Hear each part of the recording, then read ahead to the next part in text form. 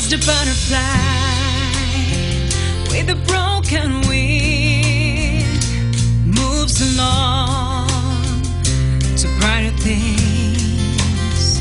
Her life she knew is not the same, but you learn to fly through the rain. Like a butterfly, I feel so free. I fly to new heights, and with my hand I see my spirit soar to beautiful things. With a future bright, I spread my new wings. With a man.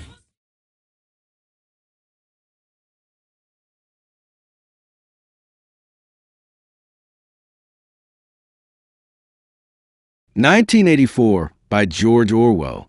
Winston Smith, a thin man of 39 with a varicose ulcer above his right ankle, pushed open the glass doors of Victory Mansions and climbed the 7 flights of stairs to his flat. The lift, like most things in London, Airstrip 1, was out of order more often than not. On the wall opposite the lift, a poster with the enormous face of Big Brother gazed down at him from every landing, the eyes following him as he moved. Inside the flat, the telescreen was always on, pouring forth a ceaseless babble of music, news, and propaganda. It could receive as well as transmit, and any sound Winston made above a very low whisper would be picked up. It was a bright, cold day in April, and the clocks were striking 13. Winston's job was in the record department of the Ministry of Truth. The Ministry of Truth, Min-Tru in Newspeak, was a vast pyramidal building of glittering white concrete that soared 300 meters into the air. On its face, 3 slogans of the party were inscribed in elegant lettering. War is peace, freedom is slavery, ignorance is strength. Inside its labyrinthine corridors, Winston spent his days correcting the past. When the party altered its alliances or production figures, Winston and his colleagues rewrote the old newspapers and documents so that the record would always show that the party had been right. Today, he was altering a speech by Big Brother that had praised the wrong person for an invention that had never happened. He dropped the corrected slips into the pneumatic tube and watched them disappear. At lunch in the canteen, he sat with his fellow workers. Parsons, a cheerful fat man from the next cubicle, was collecting subscriptions for Hate Week. Syme, a small dark man from the research department, was enthusiastically describing the new edition of the Newspeak dictionary. "It's a beautiful thing," Syme said. "The whole aim of Newspeak is to narrow the range of thought. In the end, we should make thought crime literally impossible." Winston felt a chill of recognition. He himself had begun to commit thought crime. That evening, alone in his flat, he took out a thick notebook with a marble cover that he had bought from a junk shop in a proletarian district. On the first page, in small shaky handwriting, he wrote, April 4th, 1984. He did not know whether it was 1984. The date was uncertain because the party changed history daily. But he wrote it anyway. He wrote about a film he had seen the night before, about the 2 minutes hate that morning, when the image of Emmanuel Goldstein, the enemy of the people, had appeared on every telescreen, and the entire audience had screamed with hatred. He wrote about a girl from the fiction department who had brushed against him in the corridor, and whose very existence filled him with vague dread. He stopped writing, aware that the telescreen might be watching, and hid the book in a drawer. The next day, during the 2 minutes hate, the dark-haired girl from the fiction department sat a few rows ahead of him. She turned and looked straight at him with a strange intensity. Winston felt a sudden panic. Was she a thought police spy? Days passed. He saw her again and again. Once she fell and hurt her arm. He helped her up, and she pressed a small piece of paper into his hand. When he was alone, he read it. "I love you." The word struck him like a blow. He arranged a meeting in the crowded streets where conversation was impossible, then another in the countryside beyond the city. There, among the bluebells, she told him her name was Julia. She hated the party as much as he did. She had had many lovers. She was expert at deception. They made love violently, joylessly, because the act itself was a political gesture against the party. Afterwards, they returned separately to London. They began to meet in a room above Mr. Charrington's junk shop in the Prole district. The room had no telescreen, an extraordinary luxury. An old-fashioned double bed stood in one corner. A 12-hour clock with a face that said the time in ordinary figures ticked on the mantelpiece. Mr. Charrington, an elderly man with mild blue eyes, seemed harmless. Winston and Julia met there as often as they dared. They ate real chocolate and real coffee that Julia obtained through the black market. They read the forbidden book that O'Brien had given them, Emmanuel Goldstein's A Theory and Practice of Oligarchical Collectivism. The book explained that the three superstates, Oceania, Eurasia, and East Asia, were deliberately kept in a state of permanent but limited war so that their economies could be devoted to weapons rather than consumer goods, keeping the masses poor and ignorant. It described how the party maintained power by breaking the link between past and future, by controlling thought itself. Winston read the book aloud to Julia while she slept in his arms. O'Brien, a high official of the inner party whom Winston had long suspected of being secretly opposed to the regime, had once spoken in the corridor and given him his address. One evening, Winston and Julia went to O'Brien's luxurious flat.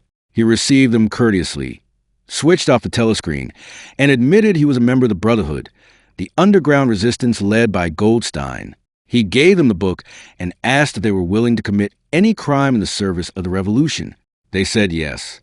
O'Brien poured them wine and proposed a toast to the past.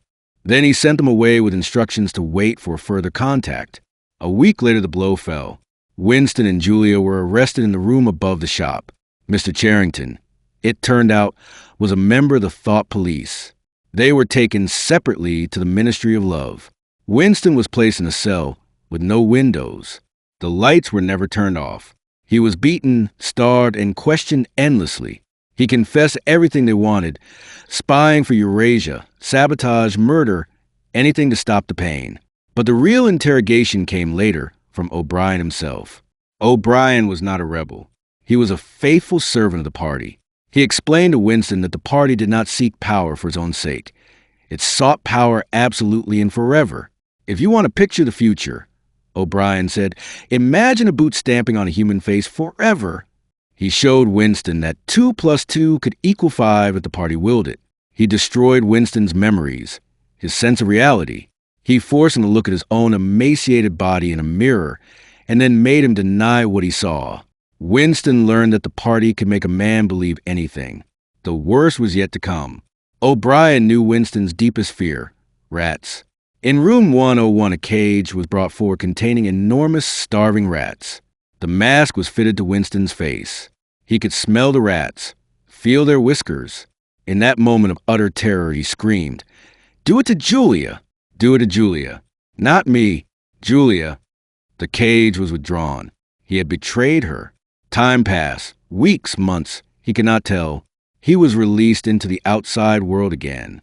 He sat in the Chestnut Tree Cafe, a place where defeated party members went to drink gin that tasted of cloves and to wait for the bullet that would one day come. His mind was empty. He had been re-educated. He met Julia once in the park. She too had been broken. They spoke briefly and coldly. Each knew the other had betrayed them. There was nothing left between them. One day, the telescreen announced a great victory on the Malabar front. Winston looked up at the portrait of Big Brother on the wall. He had won the victory over himself. He loved Big Brother.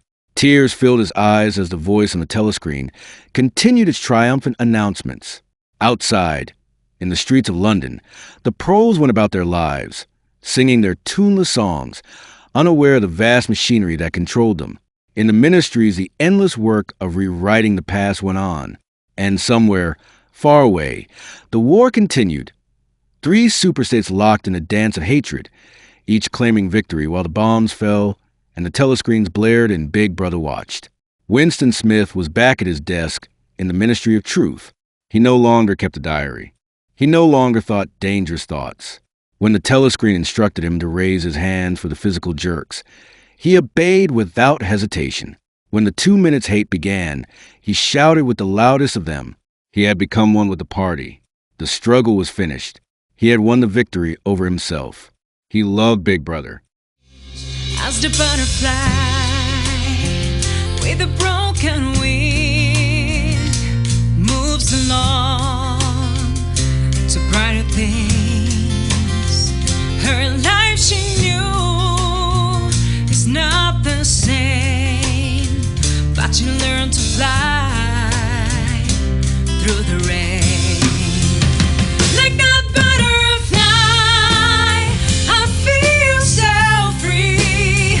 I fly to new heights, and with my hand I see my spirit soar to beautiful things with a future.